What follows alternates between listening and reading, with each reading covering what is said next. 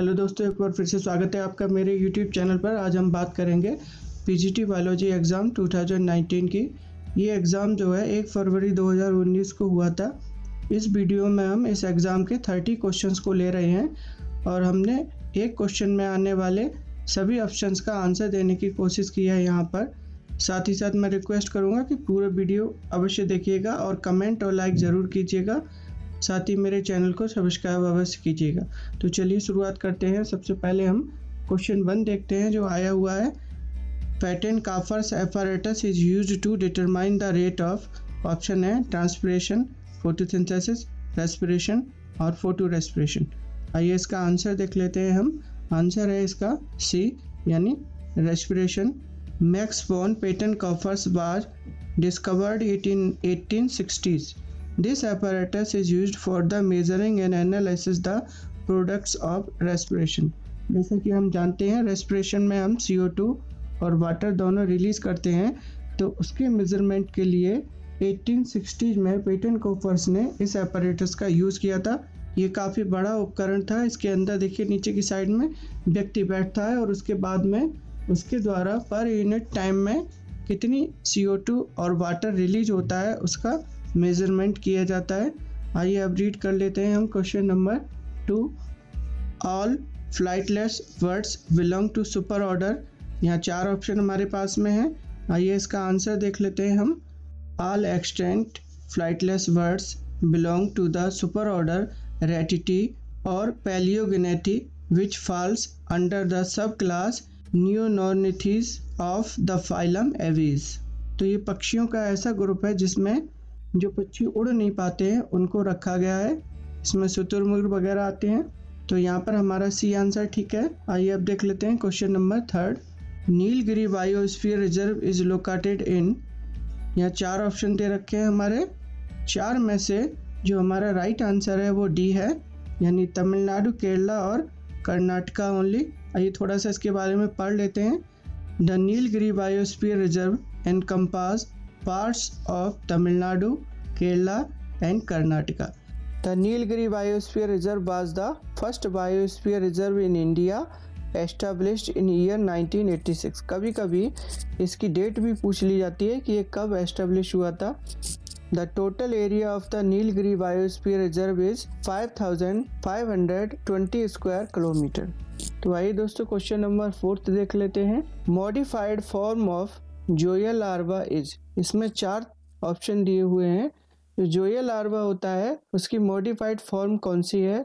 तो आंसर जो है वो बी है। बी आंसर में जो है एलिमा लार्वा आता है, लेकिन हम माइसिस के बारे में भी पढ़ लेते हैं। In shrimps and some lobster zoea transforms. या ट्रांसफॉर्म्स का मतलब है बदल जाना, लेकिन क्वेश्चन पूछ रहा है कि मॉडिफाइड है, यानी होता वही है लेकिन थोड़ा उसमें मॉडिफिकेशंस होते हैं।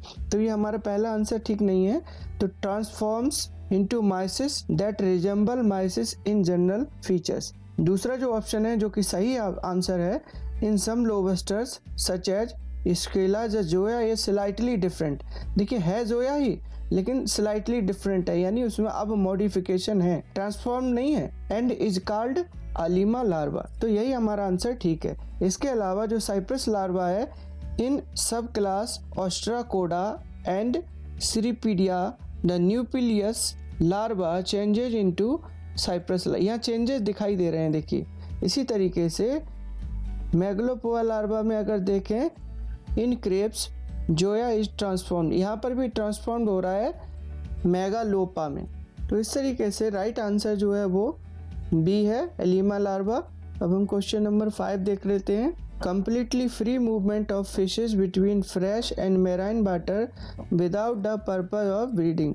ध्यान रखिएगा दोस्तों, जनरली जो फिश का माइग्रेशन होता है वो ब्रीडिंग पर्पज से ही होता है, लेकिन यहाँ पर एक कैटेगरी ऐसी है जिसमें ब्रीडिंग पर्पज जो है वो मेन पर्पज नहीं है।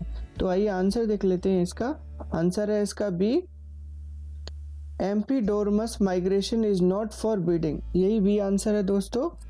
ये ब्रीडिंग के लिए नहीं होता है माइग्रेशन। किस लिए होता है? ये जस्ट फॉर फीडिंग और ओवर विंटर पीरियड में होता है।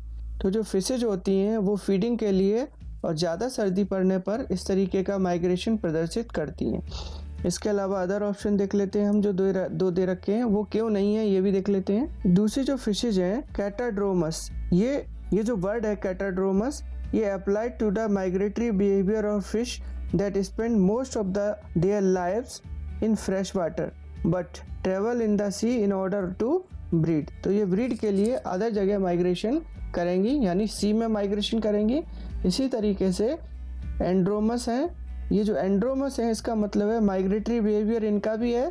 ये वाली फिशेस भी ब्रीडिंग पर्पस से जाती हैं, ये स्पेशली जो है वहाँ पर अपने स्पान उनको डिलीवर करती हैं, इस वजह से ये माइग्रेट करती हैं। आइए अगला देख लेते हैं, question number 6। The ratio between experimental and observe result is represented by, यहाँ पर जो है एक फॉर्मूला है, इसमें जो सही आंसर है वो ए आंसर है कि the ratio between experimental and observe result या value is represented by chi square. Chi square में हम उसकी वैल्यू को रिप्रेजेंट करते हैं। थीटा भी देख लेते हैं, theta is sensitivity measurement used in assessing derivatives. It is one of the measuring denoted by the Greek letter theta. इसके अलावा हमारे पास में वेरिएंस रेशो भी दिया हुआ है, तो variance ratio is used to measure how dispersed और clustered set of event are in a given interval of time और स्पेस। तो सही आंसर है इसका काई स्क्वायर। आइए क्वेश्चन नंबर 7 देख लेते हैं। Synaptonemal complex is found in which stage of meiosis. इसमें 4 ऑप्शन दे रखे हैं और सही ऑप्शन है इसका B, pachytene stage of prophase first. आइए इसको थोड़ा स्टडी कर लेते हैं। Synaptonemal complex was first reported in both vertebrates and invertebrates by Fawcett and Moses in 1956। ये बहुत इंपॉर्टेंट है, कभी कभी ये एग्जाम में पूछ लिया जाता है। The synaptonemal complex is a protein structure that forms between homologous chromosomes। यहाँ homologous chromosomes क्या होते हैं? 2 pairs of sister chromatids। कब? during पैकाइटिन stage of prophase first of meiosis first stage। The synaptonemal complex is a tripartite, यानी इसमें 3 भाग होते हैं। structure consisting of 2 parallel lateral regions and a central element। Right hand side में दिए गए diagram से हम इसको समझते हैं। यहाँ पर म्यूसिस फर्स्ट की प्रोफेज फर्स्ट अवस्था की विभिन्न स्टेज दिखाई गई हैं। जैसे पहली स्टेज है लेप्टोटीन, उसके तुरंत बाद जाइगोटीन, उसके तुरंत बाद पैकाइटीन, फिर डिप्लोटीन और उसके बाद में आती है एक और स्टेज होती है जो है डायाकाइनेसिस। यहाँ पर जो पैकाइटीन स्टेज है दोस्तों, इसी स्टेज में सिनेप्टोनीमल कॉम्प्लेक्स डेवलप होता है। इस सिनेप्टोनीमल कॉम्प्लेक्स में 3 लेयर्स हैं। देखिए यहाँ पर एक ये वाली लेयर रेड कलर की, एक राइट हैंड साइड पर दूसरी लेयर जो ब्लू कलर की है और बीच में एक सेंट्रल लेयर है। आइए अब देखते हैं question number 8। Which year declared as international year of biodiversity. अंतर्राष्ट्रीय बायोडाइवर्सिटी वर्ष कब घोषित किया गया था? इसका आंसर देख लेते हैं। The United Nations has declared 2010 the international year of biodiversity. इसे शॉर्ट में IYB बोलते हैं। द टर्म बायोडाइवर्सिटी, ये भी जानना थोड़ा ज़रूरी है, कभी कभी ये पूछ लिया जाता है। The term biodiversity describe the variety of all life and natural process on earth including all living things from microscopic bacteria to large animals and small plants। ये सारे के सारे जो भी आते हैं वो सब बायोडाइवर्सिटी के अंतर्गत आते हैं। अगला क्वेश्चन देख लेते हैं, क्वेश्चन नंबर 9। निम्नलिखित में से किस लकड़ी का औसत भार सबसे ज़्यादा है? The average weight of which of the following would is heaviest. मैंने यहाँ पर एक टेबल दी हुई है सभी वुड्स की, आप यहाँ से आंसर आसानी से समझ सकते हैं कि किस लकड़ी का भार सबसे ज़्यादा है। तो यहाँ पर जो साल है उसका वेट आप देख रहे हैं किलोग्राम पर मीटर क्यूब में, आपको पता चल जाएगा, इसीलिए आंसर डी हमारा करेक्ट है। आइए अगला क्वेश्चन देख लेते हैं, question number 10। Which of the following is involve in the Metamorphosis of insects. तो कीटों के कायांतरण में कौन भाग लेता है, उसका हम आंसर देख लेते हैं। वैसे आंसर यहाँ पर सी है हमारा। सी में हम पहले इसको समझ लेते हैं। Metamorphosis in insects is regulated by 2 effector hormones. यहाँ पर पहला जो है द स्टीरॉयड 20 हाइड्रोक्सी एक्डाइसोन, यहाँ ध्यान रखिएगा ecdysone, and the lipid juvenile hormones, इसको शॉर्ट में JH बोलते हैं। तो यहाँ पर 2 हार्मोन यूज हुए। यहाँ पर हम ये देख लेते हैं कि फेरोमोन भी दे रखे हैं, उनके बारे में क्या स्थिति है। तो फेरोमोन्स आर केमिकल्स हैं, ये दोस्तों केमिकल्स हैं, capable of acting like hormones outside the body of the secreting individual to impact the behaviour of the receiving individuals. आपने देखा होगा जब आप स्कूलिंग में थे तो कुछ स्टूडेंट्स जो नए आते हैं या पुराने भी होते हैं, उनके साथ आपको ऐसा लगता है कि ये मेरा बहुत अच्छा फ्रेंड बन सकता है या ये मुझे बहुत ठीक लग रहा है। एक्चुअली ये सब फेरोमोन्स की वजह से ही होता है। फेरोमोन्स 2 व्यक्तियों के बीच में अट्रैक्शन भी ला सकते हैं अगर उनके मैचिंग एक जैसी है, और रिपल्सन भी ला सकते हैं अगर वो एक दूसरे को पसंद नहीं आते हैं। तो क्वेश्चन नंबर 11 देख लेते हैं। Which of the following is the smallest RNA। यहाँ पर 4 ऑप्शन हमारे पास में दिए हुए हैं, आंसर है इसका C। tRNA is the smallest of the 3 types of RNAs possessing around 75 to 95 nucleotides. इसमें और जो ऑप्शन दे रखे हैं जैसे mRNA है, mRNA का साइज DNA के ऊपर निर्भर करता है। DNA एक टाइम में कितनी इंफॉर्मेशन केंद्रक से जीव द्रव्य में प्रोटीन बनाने के लिए भेज रहा है, उसी के आधार पर mRNA का साइज डिसाइड होता है। इसके अलावा RNA काफ़ी बड़ा होता है, सबसे बड़ा, और 80% RNA अगर कोशिका के अंदर देखने को मिलता है तो यही होता है। इसके अलावा हेटेरोन्यूक्लियर RNA यानी HNRNA, ये भी तकरीबन 150 न्यूक्लियोटाइड बड़ा होता है। तो सही आंसर इसका tRNA है। आगे देखते हैं हम question number 12। Family cucurbitaceae belongs to order. ये जो क्वेश्चन है दोस्तों, ये बड़ा अलग टाइप का क्वेश्चन है और ये एक तरीके से गलत क्वेश्चन भी हो सकता है, क्योंकि यहाँ पर ये नहीं बताया गया कि किस क्लासिफिकेशन के अकॉर्डिंग हमको कुकुरबिटेसी फैमिली के ऑर्डर का डिसीजन लेना है। जैसे अभी हम आंसर देखेंगे तो आपको पता चल जाएगा। हम सिस्टमेटिक पोजीशन देख लेते हैं फैमिली कुकुरबिटेसी की। वैसे इसका आंसर जो ऑप्शन दिए हुए हैं उसमें बी है आंसर, पैसिफ्लोरेल्स। अगर हम बेंथम और हुकर का क्लासिफिकेशन देखें तो उससे पता चलता है कि इसका ऑर्डर उन्होंने पैसिफ्लोरेस रखा गया, लेकिन यदि हम तख्तजान क्लासिफिकेशन को देखें तो पता चलेगा कि उन्होंने एक अलग ऑर्डर बनाया जिसका नाम उन्होंने रखा कुकुरबिटेल, और उसके अंदर इसको इंक्लूड किया। तो यहाँ पर ये क्वेश्चन थोड़ा सा विवादास्पद है और आंसर देने में थोड़ा सा कन्फ्यूजन हो सकता है। क्वेश्चन नंबर 13 देख लेते हैं। The micronucleus of paramecium. जो पैरामीशियम का माइक्रोन्यूक्लियस है उसकी नेचर क्या है, तो इसका आंसर है ए, डिप्लॉयड। पहले हम इसको रीड कर लेते हैं। पैरामीशियम होता क्या है। Paramecium are single celled protists that are naturally found in aquatic habitats. Paramecium have 2 kinds of nuclei. Paramecium के अंदर 2 तरह के केंद्रक देखने को मिलते हैं। लेफ्ट हैंड साइड में दिए गए डायग्राम में भी आप देख सकते हैं, यहाँ पर जो डार्क ग्रे कलर है उसमें 2 तरह के न्यूक्लियस दिखाए हैं। अभी हम उसको रीड करते हैं। अ लार्ज, इसकी शेप भी देख लेते हैं, ellipsoidal nucleus called a macronucleus and at least 1 small nucleus called a micronucleus. तो 2 तरह के हो गए, एक बड़ा और एक छोटा। बड़े को हमने मैक्रोन्यूक्लियस का और छोटे को माइक्रोन्यूक्लियस का। The micronucleus is diploid. तो जो माइक्रोन्यूक्लियस है ये वाला, इसकी जो नेचर है वो डिप्लॉयड है। इसका क्या मतलब है, इसका मतलब है it contains 2 copies of each paramecium chromosome. इसके अंदर 2 कॉपी पैरामीशियम की देखने को मिलेंगी। दूसरा जो केंद्रक है जिसको हमने मैक्रोन्यूक्लियस का, उसको भी रीड कर लेते हैं, कभी कभी कंपटीशन में यहाँ से भी क्वेश्चन आ जाता है। द मैक्रोन्यूक्लियस इज पॉलीप्लॉइड और contains multiple copies of each chromosome, sometimes up to 800 copies. तो ये वाला जो केंद्रक है लेफ्ट साइड वाले डायग्राम में, ये मैक्रोन्यूक्लियस है। आइए अब हम देख लेते हैं question number 14। The enzyme fatty acid synthetase complex is made up of. ये 4 ऑप्शन हमारे पास दिए हुए हैं और इसमें से जो सही आंसर है वो डी है दोस्तों। 8 यूनिट इसमें देखने को मिलेंगी। लेफ्ट साइड में दिए गए डायग्राम में भी मैंने जो काउंटिंग में रखी गए हैं, इस 9 को छोड़ दीजिएगा, तो इसमें आपको 8 यूनिट देखने को मिल जाएंगी।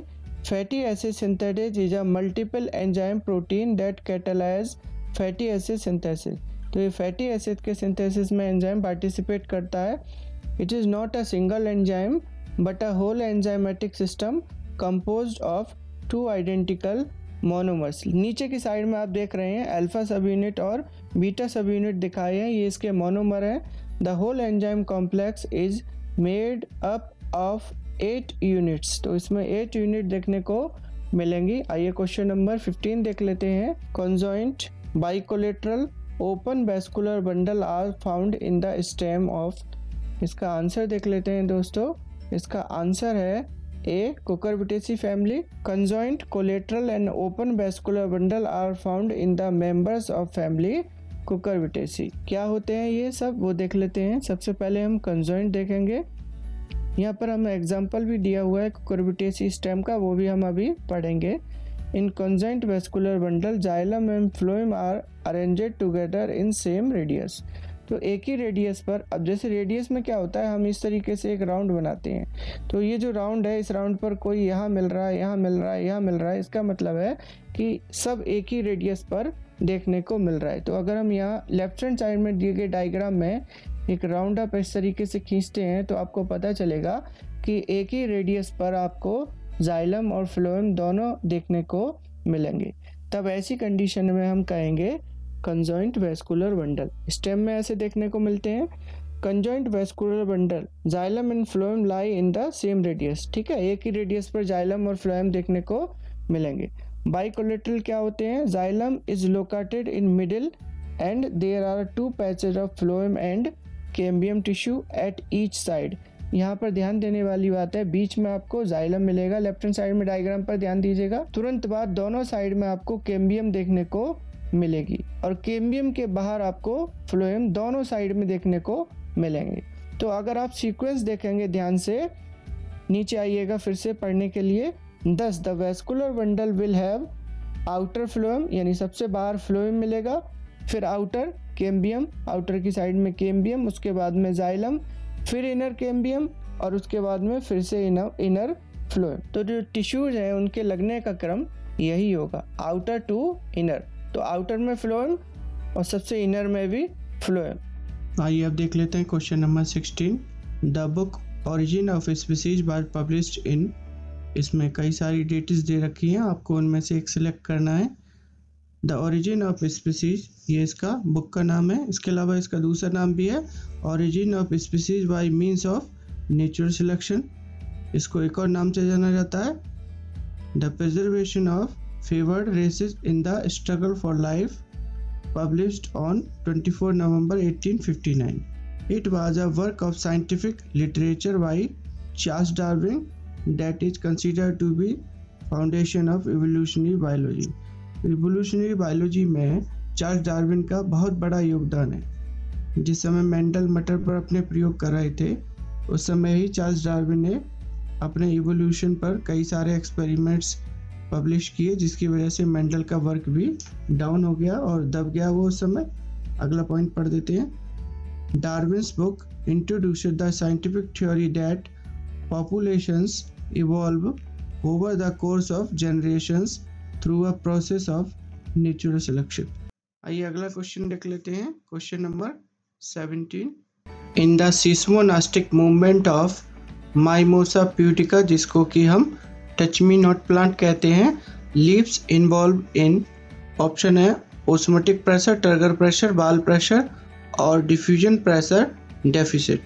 तो इसका आंसर देख लेते हैं हम। आंसर बी है इसका, टर्गर प्रेशर। नास्टिक मूवमेंट पहले समझ लेते हैं कि नास्टिक मूवमेंट क्या होते हैं। यहाँ पर कई सारे मैंने पॉइंट्स लिए हैं जो आपके लिए बहुत इंपॉर्टेंट हैं। नास्टिक मूवमेंट समझते हैं। The movement of a plant part in response to an external stimulus in which the direction of response is not determined by the direction of stimulus is known as nastic movement। कभी कभी सिर्फ nastic movement पर ही question पूछ लिए जाते हैं। इसके बाद में टाइप्स ऑफ नास्टिक मूवमेंट समझ लेते हैं। ये 5 तरह के होते हैं। पहला है seismonastic movement, caused by stimuli like shock, touch और कॉन्टैक्ट या fast moving wind, rain drops के द्वारा ये उत्पन्न होता है। The seismonastic movement of Mimosa pudica is triggered by a sudden loss of target pressure in the cells of pulvinus. Photonastic movement किस लिए होता है? वो लाइट के रेस्पॉन्स में होता है। इसके अलावा थर्मोनास्टिक मूवमेंट जो है वो चेंजेस इन टेम्परेचर की वजह से होता है। निक्टिनास्टिक मूवमेंट लाइट और टेम्परेचर जब दोनों ही कंडीशन एक साथ वर्क करती हैं तब होता है। और फिफ्थ वाला थिग्मोनास्टी मूवमेंट जो है वो कांटेक्ट ऑफ एन ऑब्जेक्ट की वजह से होता है। तो राइट आंसर जो है इसका बी है, टारगेट प्रेशर। आइए अब देख लेते हैं question number 18। Oxygen haemoglobin dissociation curve will shift to right on decrease of. यहाँ पर दोस्तों जो आपको की दी हुई है उसमें आंसर जो दिया था वो CO2 कंसंट्रेशन थी, लेकिन इसका राइट आंसर जो है वो सी है, pH। यानी pH में अगर डिक्रीज हो जाएगा तब ऐसी कंडीशन में oxygen haemoglobin dissociation curve left से राइट में शिफ्ट हो जाती है। आइए इसको रीड करते हैं। Factors that move the oxygen dissociation curve to the right are those physiological stages where tissues need more oxygen. तो ऐसी कंडीशन जब उनको ऑक्सीजन ज़्यादा चाहिए तब जाके जो कर्व है वो राइट साइड में शिफ्ट होती है। For example during exercise muscles have a higher metabolic rate and consequently need more oxygen, produce more carbon dioxide and lactic acid, and their temperature rises. A decrease in pH यानी increase in HN concentration shift the standard curve to the right. तो इस प्रकार से जो right answer है वो सी होगा। pH में डिक्रीज होने पर कर्व जो है वो राइट में शिफ्ट हो जाएगी।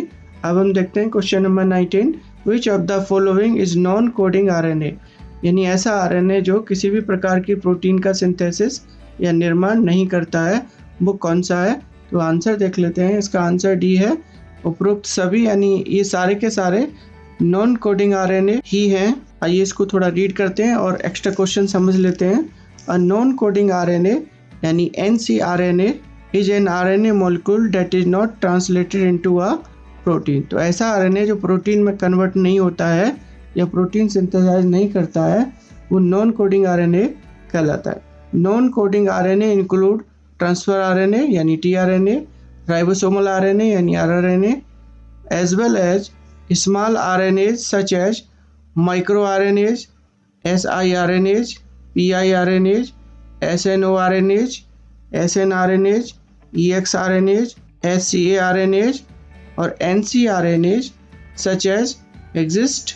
यहाँ पर जो X है वो इंडिकेट करता है स्पेसिफिक ट्रांसक्रिप्ट को, एंड हॉट एयर यहाँ पर जो हॉक्स है ट्रांसक्राइब करता है एंटीसेंस RNA के लिए, जो कि क्रोमोसोम नंबर 12 पर देखने को मिलता है। तो सही आंसर है डी, उपरोक्त सभी। आइए अगला क्वेश्चन देख लेते हैं 20। Bladder worm is found in human muscles of pig और काउ, ह्यूमन फेसेस या फिर सॉइल्स में। तो चलिए आंसर देख लेते हैं। इसका आंसर बी है, इसका मसल्स ऑफ पिग और काउ। थोड़ा इसके बारे में रीड कर लेते हैं। सिस्टीसर्कस, इसका जो प्लूरल वर्ड है वो सिस्टीसर्सी है। Is a scientific name given to the young tapeworms, जो उसका टेपवर्म का लार्वा होता है उसको कहते हैं, belonging to the genus taenia. It is a small sac like, जो इसकी स्ट्रक्चर है ब्लैडर वर्म की वो सैक लाइक होती है, resembling a bladder, hence it is also known as bladder worm. तो इसीलिए इसको ब्लैडर वर्म कहा जाता है क्योंकि जो इसकी स्ट्रक्चर है वो एक वेसिकल की तरह से होती है। In the normal life cycle of taenia, cysticerci develop in the muscles of intermediate hosts such as pig, cattle and sheep. तो राइट आंसर जो है इसका बी है। क्वेश्चन नंबर 21 देख लेते हैं। All organisms were classified into 8 kingdoms of 2 empires। तो इसका आंसर देख लेते हैं दोस्तों। इसका आंसर डी है। साइंटिस्ट हैं कैवेलियर स्मिथ, इन्होंने इसको 1987 में डेवलप किया था। तो आइए इसको रीड करते हैं। Cavalier Smith 1987 using the ultra structural characteristics as well as RNA sequences. ये नोट कीजिएगा, ये सब इम्पोर्टेंट हैं, कंपटीशन में किसी न किसी रूप में अदर तरीके से पूछ लिए जाते हैं। Divided all organisms into 2 empires and 8 kingdoms. उन्होंने सारे के सारे ऑर्गेनिजम्स को 2 एम्पायर्स और 8 जगतों में डिवाइड किया। जो दो एम्पायर्स हैं उनमें एक है बैक्टीरिया और दूसरा है यू बैक्टीरिया। तो जो बैक्टीरिया है वो कंसिस्ट ऑफ 2 किंगडम है, इसमें उन्होंने यू बैक्टीरिया और आर्की बैक्टीरिया को रखा, जबकि दूसरा वाला जो एम्पायर है उसके अंदर इन्होंने यूकैरियोटा रखा, जिसके अंतर्गत 6 किंगडम्स आते हैं। वो 6 किंगडम्स में आर्कियोजोआ, प्रोटोजोआ, क्रोमिस्टा, फंजाई, प्लांटिया और एनिमेलिया शामिल हैं। यहाँ पर आर्किजोआ और chromista are the 2 new kingdoms of eukaryotes. ये अभी जो ऐसे 2 नए किंगडम आए जिनको किसी भी साइंटिस्ट ने, चाहे वो विटेकर हो चाहे हेकल हो, इन्होंने नहीं रखा।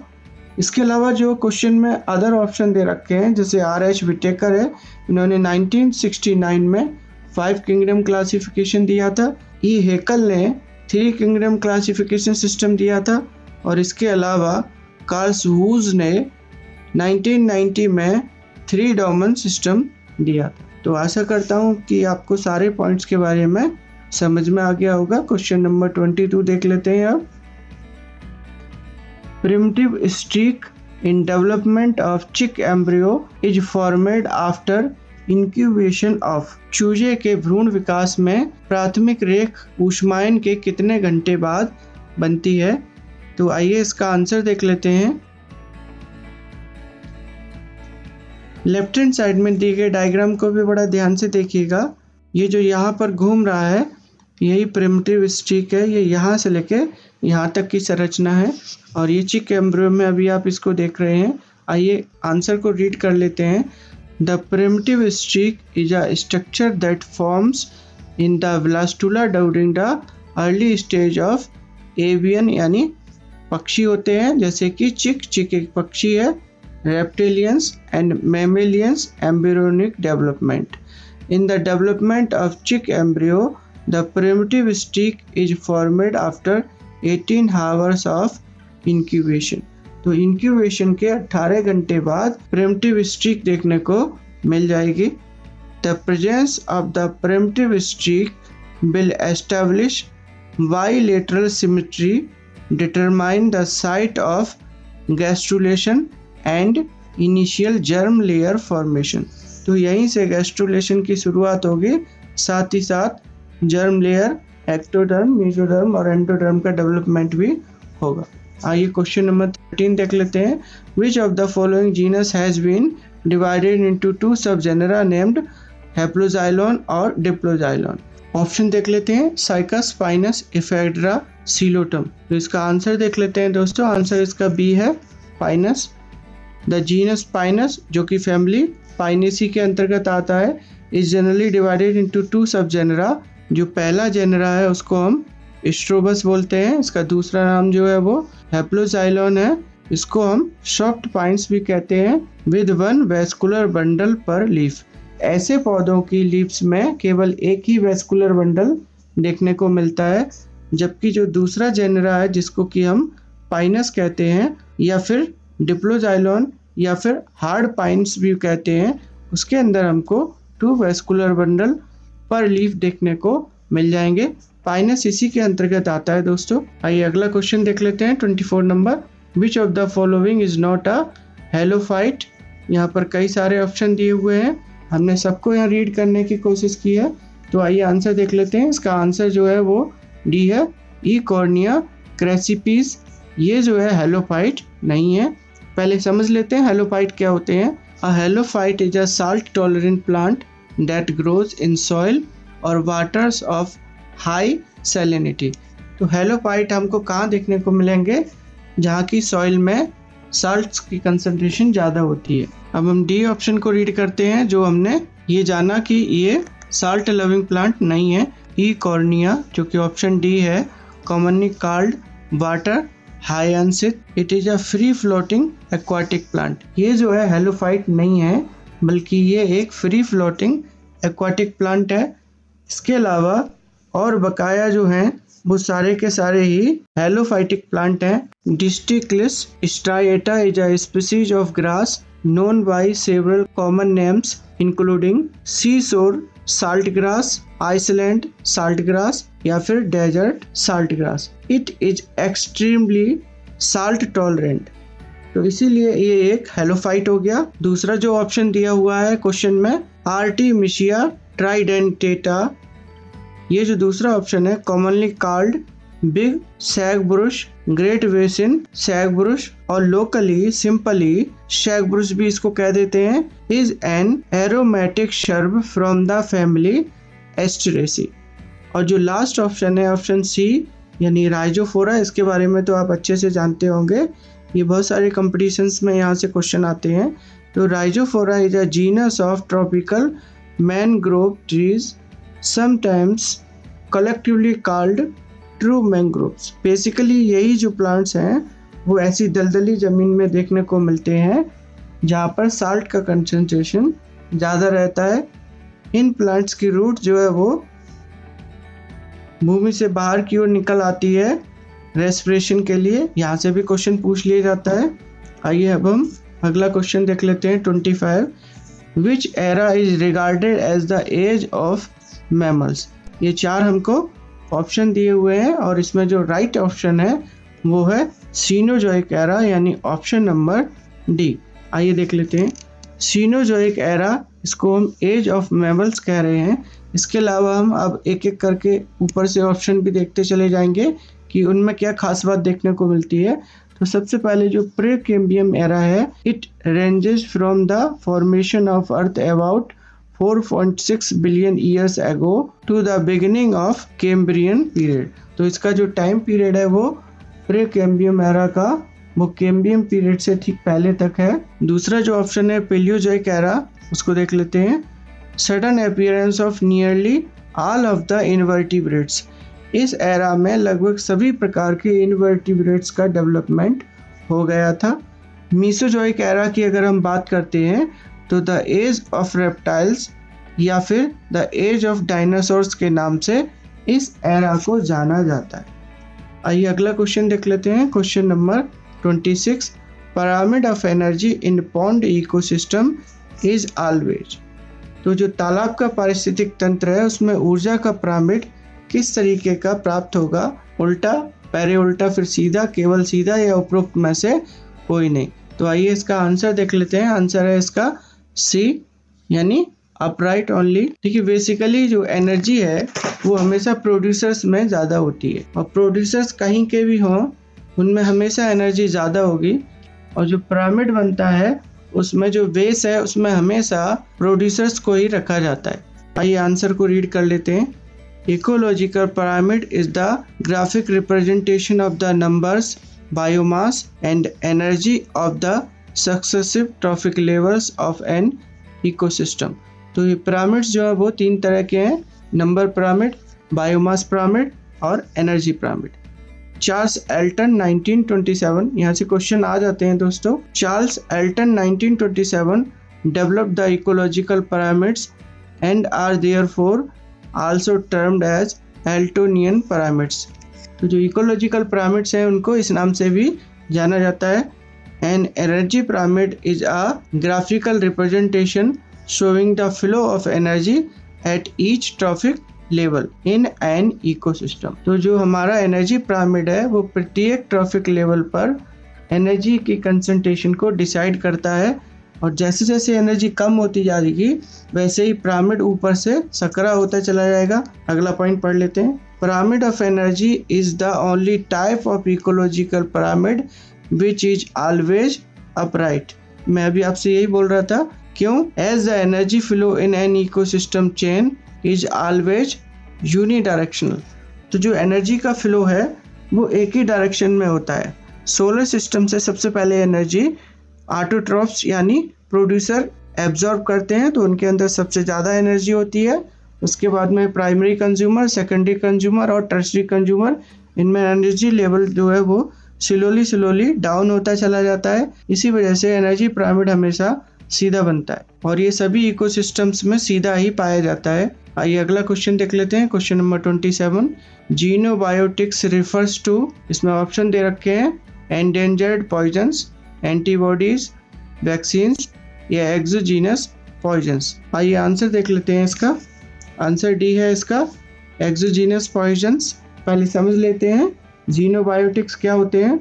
जीनोबायोटिक्स मीन्स फॉरेन टू लाइफ, यानी ऐसे सब्सटेंस जो जीवन के लिए विदेशी होते हैं, यानी हमारी बॉडी में स्वतः ही देखने को नहीं मिलते हैं।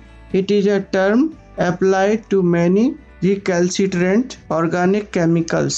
These are synthetic chemicals and are not found in nature. तो ये नेचर में देखने को नहीं मिलते हैं। जीनोबायोटिक्स फिर कहाँ से आ जाते हैं? नेचर से मतलब है अपने आप नहीं बनते हैं एनवायरनमेंट में, उसको ह्यूमन डेवलप करता है अपनी विभिन्न प्रकार की एक्टिविटी के द्वारा। The term xenobiotics, however, is very often used in the context of pollutants. तो जो pollutants होते हैं जिनको ह्यूमन अपनी विभिन्न प्रकार की एक्टिविटीज़ के द्वारा डेवलप करता है, वही कहलाते हैं xenobiotics, such as diogens, polychlorinated biphenyls and their effect on the biota. Thus, xenobiotics are exogenous poison. तो ये एनवायरनमेंट में विभिन्न एक्टिविटी के द्वारा आते हैं, इसीलिए इनको हम एक्सोजीनस पॉइजन के नाम से जानते हैं। अगला क्वेश्चन देख लेते हैं। Primary productivity is maximum in, ये बहुत कॉमन क्वेश्चन है, कई सारे एग्जाम्स में आता है और इसका बहुत ही सरल आंसर है ट्रॉपिकल रेन फॉरेस्ट। थोड़ा इसके बारे में और डिटेल से जान लेते हैं हम। Tropical rain forest have the highest primary productivity on the terrestrial ecosystem. Tropical rainforest support the greatest number of species. कभी कभी यहाँ से भी क्वेश्चन पूछ लिया जाता है कि जो ग्रेटेस्ट नंबर ऑफ स्पीसीज है वो किस टाइप के वनों में देखने को मिलती है। आगे रीड करते हैं। Compare to any other biomes on the planet. Next point, in an ecosystem energy stored at the producer level and is called as primary productivity. आइए अगला क्वेश्चन देख लेते हैं। Question number 29, 1 fibril of cell wall is made up of. ये बहुत अच्छा question है दोस्तों, इसका आंसर देख लेते हैं हम। Microfibril is a very fine fibril और fibre like strand consisting of glycoproteins and cellulose. यहाँ पर ये ध्यान रखिएगा, क्वेश्चन यहाँ से भी पूछ लिया जाता है कि फाइबर जो है वो किस किस से मिलके बना हुआ है। It's most frequently observe structure pattern is the 9+2 pattern. ये क्वेश्चन भी पूछ लिया जाता है कि जो सेलुलोज फाइबर है उसमें किस तरीके का पैटर्न देखने को मिलता है। अगला point, the cellulose microfibrils are laid present in the primary cell wall. तो ये हमको प्राइमरी सेल वॉल में देखने को मिलेंगे। An arrangement of 250 microfibrils constitute a fiber of cellulose। यही हमारा आंसर है दोस्तों। On observation of water, the volume of cell increases। क्यों इंक्रीज कर जाता है? इन्हीं फाइबर्स की वजह से। And the existing microfibril separate and new one are formed to help increase cell strength। तो सेल की स्ट्रेंथ को इंक्रीज करने के लिए इस तरीके की व्यवस्था माइक्रोफाइब्रिल में देखने को मिलती है। क्वेश्चन नंबर 30 देख लेते हैं। The glomerular filter contains of proximal tubule in comparison with blood plasma। यहाँ पर क्वेश्चन को थोड़ा सा समझना है। यहाँ ब्लड प्लाज्मा से कंपेयर किया जा रहा है, लेकिन ऑप्शन में यूरिन दे रखा है। तो यहाँ पर सबसे पहले हमारे पास में तीनों ही चीज़ें होनी चाहिए, यानी ग्लोमेरुलर कंटेंट, ब्लड प्लाज्मा और साथ ही साथ यूरिन की कंसंट्रेशन भी हमको पता होनी चाहिए। आंसर देख लेते हैं इसका। आंसर इसका सी है। पहले इसको रीड कर लेते हैं। The proximal tubule is the segment of nephron in kidneys which begins from the renal pole. ध्यान से देखिएगा, ये कहाँ से शुरू हो रहा है? Renal pole of Bowman capsule. तो जो कप की तरह का बाउमन कैप्सूल होता है उसके निचले हिस्से से, और फिर वहाँ से लेकर के the beginning of loop of Henle. तो जो लूप ऑफ हेनले की स्टार्टिंग है वहाँ तक के बीच के हिस्से को हमने proximal tubule के नाम से जाना। The plasma fluid that filter out from glomerular capillaries into Bowman capsule of nephrons is called glomerular filtrate। तो Bowman capsule में जो filtrate आता है उसको हम glomerular filtrate कह रहे हैं। Glomerular filtrate is isotonic to blood। यहाँ पर हम देखेंगे कि ये blood के बिल्कुल समान है। The glomerular filtrate contains a large amount of water and other dissolved substances such as urea, uric acid, creatinine, amino acid, glucose, sodium, potassium, vitamin etcetera. हम यूरिन देख लेते हैं। Urine consist primary of water, इसमें 91 से लेकर के 96% water देखने को मिलेगा, with organic solutes including urea, creatinine, uric acid and trace elements of enzymes, carbohydrates, hormones, fatty acids, pigments, mucins और inorganic ions. 10. Glomerular filtrate is isotonic to blood plasma but hypertonic to urine. तो अगर urine से compare करेंगे, हम फिर से question पर पहुंच जाते हैं। अगर हम इसको यूरिन से कंपेयर करेंगे, ऑप्शन में कायदे से यूरिन नहीं होना चाहिए था, लेकिन चूंकि यूरिन दिया है तो जब यूरिन से भी हम इसको कंपेयर करेंगे तो हमको पता चलेगा कि इसकी जो नेचर है वो यूरिन के हाइपरटोनिक है। तो इस प्रकार से दोस्तों मैंने अपने इस फर्स्ट वीडियो में केवल 30 क्वेश्चंस को इंक्लूड किया है। 2019 के बचे हुए क्वेश्चंस को मैं वीडियो सेकंड में और उसके बाद सब्सिक्वेंट वीडियोस में लेके आऊँगा। मैं आशा करता हूँ कि आप मेरे इस वीडियो से काफ़ी संतुष्ट होंगे। साइड बाय साइड आपको एक्स्ट्रा रीड करने को भी मिला, ताकि एक्स्ट्रा क्वेश्चन जो डेवलप होते हैं उसी एरिया से वो आपको और अच्छे से समझ में आ जाए। साथ ही मैं आपसे एक रिक्वेस्ट और करना चाहूँगा कि मेरे चैनल को सब्सक्राइब करना ना भूलें। साथ ही साथ लाइक, शेयर और कमेंट जरूर कीजिएगा। कमेंट के द्वारा मुझे ये पता चलेगा कि और मुझे कहाँ पर इसको चेंज करना है। साथ ही साथ मेरा ये वीडियो कैसा बना, क्योंकि आप कमेंट नहीं करेंगे तो मुझे इसके बारे में बिल्कुल भी पता नहीं चलेगा। Thank you.